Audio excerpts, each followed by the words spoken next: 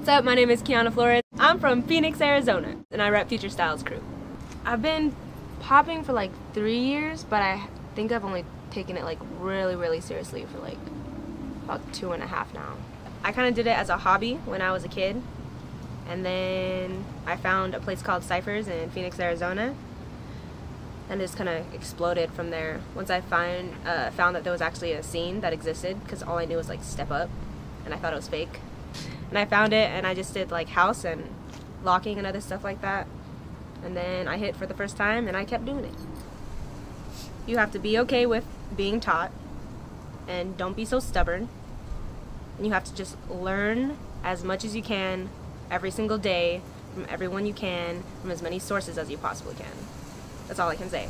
Because the more knowledge you get, the more things are just going to start falling into place. And the more you put yourself out there in the world, the more things are going to start falling into place. Because I see a lot of young dancers come in and they just get super limited. Like, they just want to do everything themselves. And even friends of mine, and they're really good dancers, of course, but it's like there's something missing when you don't. You can't really be a popper and forget popping, like, as a community, as a style, as an art form, as its own separate thing. And so I just feel like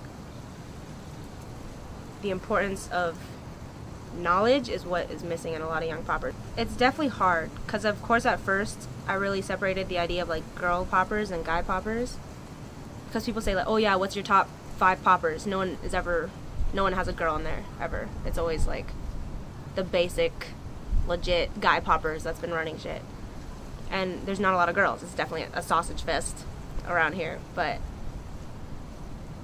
it's kind of hard. I kind of just tried to separate myself from the idea as of recently, because I've been so stressed on it, but the idea of girl poppers and guy poppers. Like, if you're a popper, you're a popper. So, I don't know, I don't really put it into my world anymore, because it doesn't really matter and it doesn't really accomplish anything.